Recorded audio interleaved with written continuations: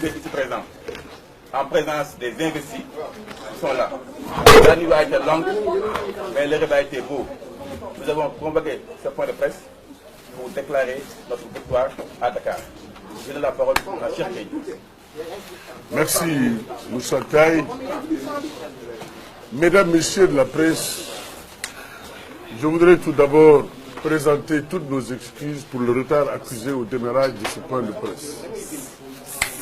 Ensuite, vous transmettre les salutations fraternelles et chaleureuses de notre tête de liste nationale, le maire de Dakar, Khalifa Ababacar Sall.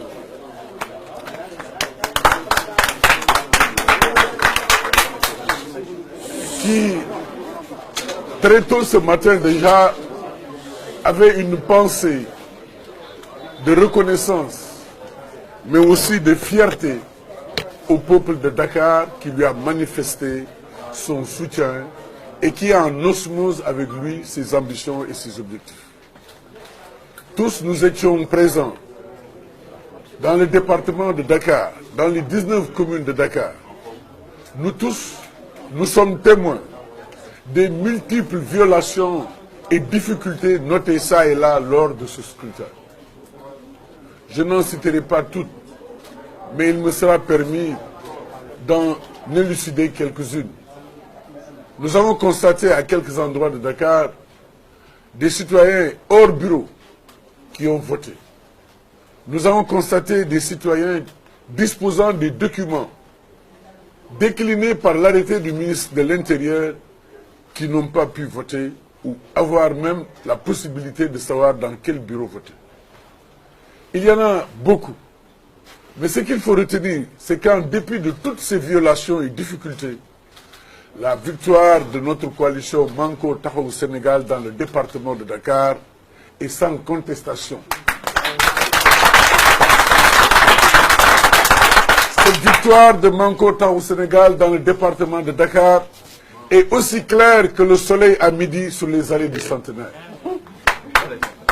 Il faudrait que nul n'en doute, et nous n'accepterons pas d'avoir mis notre main derrière les barreaux pour l'empêcher de participer à cette campagne et pour une deuxième fois de vouloir faire un hold-up électoral. Nous ne l'accepterons pas. Nous ferons face aussi bien sur le plan politique que sur le plan juridique pour que Dakar reste aux Dakarois, que Dakar assure sa fidélité au maire de Dakar. Les Dakarois ont montré dans leur générosité, dans leur majorité, qu'ils sont dans le camp de Manko Taxawu Sénégal. Cela a été visible partout. Et c'est pourquoi aujourd'hui, nous sommes heureux. Nous sommes à l'aise aussi sur cette question. Vous avez vu même sur le terrain que de 19h ou 18h jusqu'à minuit, toutes les tendances étaient favorables à notre coalition. C'est à partir de minuit qu'on a essayé justement d'essayer de retourner la situation et de convoquer des PV qui n'ont rien à voir avec les bureaux de vote. Nous ne l'accepterons pas. Nous n'accepterons pas le hold-up. Nous n'accepterons pas la confiscation de notre victoire. Nous n'accepterons pas le détournement de la volonté des populations de Dakar. Et c'est pourquoi vous me permettrez de m'adresser aux populations de Dakar pour leur témoigner notre reconnaissance, pour leur témoigner notre fidélité, pour leur témoigner l'ambition que nous portons pour cette ville, pour ce pays et pour l'Afrique. Cette ambition, le maire de Dakar l'a nourrie et l'a développée depuis 2009. Il l'a réalisée. Aujourd'hui, les Dakarois sont en phase, pour ne pas dire en osmose, avec le maire de Dakar. Cela, il faut que ça soit très clair. C'est sur ces mots, chers amis, que je voudrais vous dire que ce premier point de presse est le premier point ou la première étape de la célébration de notre victoire dans le département de Dakar. La deuxième étape sera certainement à 15h, lorsque nous partons, à 18h, lorsque nous partirons de la Médina où nous avions commencé notre campagne pour faire les artères et les rues de Dakar à la rencontre des populations de Dakar, pour fêter avec ces populations notre victoire la victoire qui ne souffre d'aucune contestation de la coalition Manko Taxawu Sénégal. Vive la coalition Manko Taxawu Sénégal, vive la tête de liste, le maire de Dakar, Khalifa Ababacar Sall, vive les populations de Dakar, vive la ville de Dakar.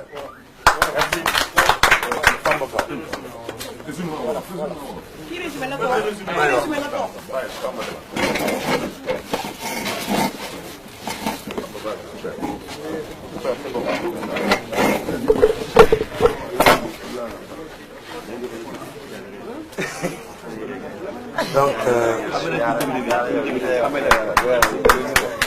asalaamaaleykum waa Dakar tey nag dañoo woote woon point de presse bi pour gërëm waa Ndakaaru sant leen ci confiance bi nga xam ni teg nañ ko ci Khalifa Ababacar Sall ak ñi mu àndal ñëpp.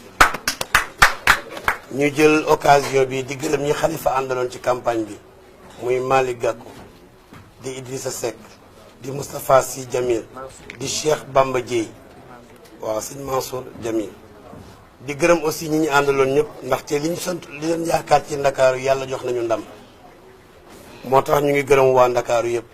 Khalifa Ababacar Sall nag tey bi mu xëyee daf ñuy sant pour ñu gërëmal ko waa Ndakaaru gërëmal ko ci ñi ñu àndaloon ñëpp ba ndam li ñëw may félicité investi Dakar yi nga xam ni yàlla def na tey ay député lañu assemblée nationale.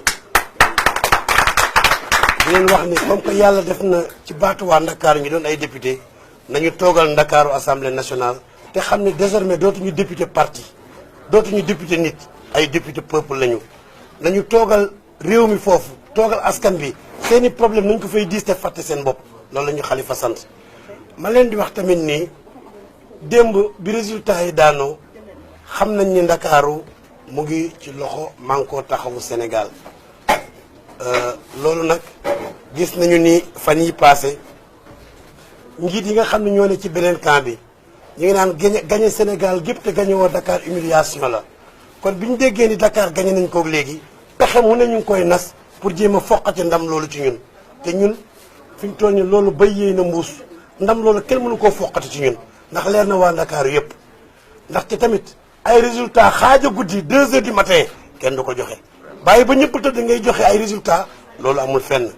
élection bi dafa leer da ngay gañe fii ñu gañe la fële waaye fi ëpp ñoom ci fi ñu gañe feneen fa ñu gañe lañ ñu fa gañe doublé nañu ko ba am luñ ko tegal pexe mu ne nag nas nañu ko démb waaye sottiwul ndax am na ci commune yoo xam ne boo fa demee ci communes yi ànd ak ñoom ordre de mission yi ñu defaral ñi nga xam ne ñooy voté ak ordre de mission te nekk hors bureau bari na lool parce que bu fekkee ne bureau de vote bu ne dugal nga fa fukki nit ba ñaar fukki nit yoo xam ne nekkuñu ci fichier bi da nga leen defal ordre de mission boo ko calculé day dem ba ëpp 2000 personnes ci benn commune te loolu ñemeeku nañu ko ci yenn communes yi nga xam ni maire ba dafa ànd ak ñoom boo demee tamit nga jël kaawu parcelle ñu ngi yuuxu di tëb te parcelle la ñu fa rawee matul 1000 voix boo ñu rawee parcelle 1000 voix ñu rawee la Grand Yoff 3000 voix kooku 1000 ba tëbatul boo ñu rawee feneen tamit 500 voix ñu rawee la ci beneen commune 4000 voix wala 2000 voix ce 1000 voix boobu safeetul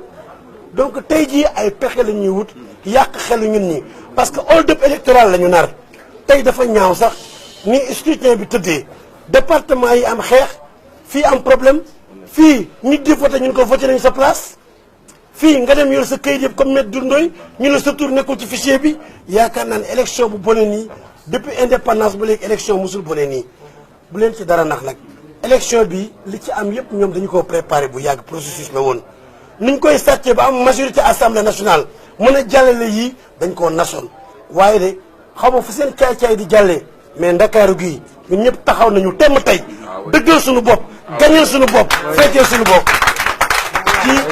ci baat yooyu ñuy jox ñëpp rendez-vous tey jii ci 6 heures ci Médina ñu commencé fête bi wër Ndakaaru gërëm waa Ndakaaru ci suñu Khalifa Ababacar Sall ñaax ñi nga xam ni tey ñooy député Ndakaaru ci assemblée bi ñu dëggal population bi liggéeyal population bi maa ngi gërëm ñëpp di sant ñëpp.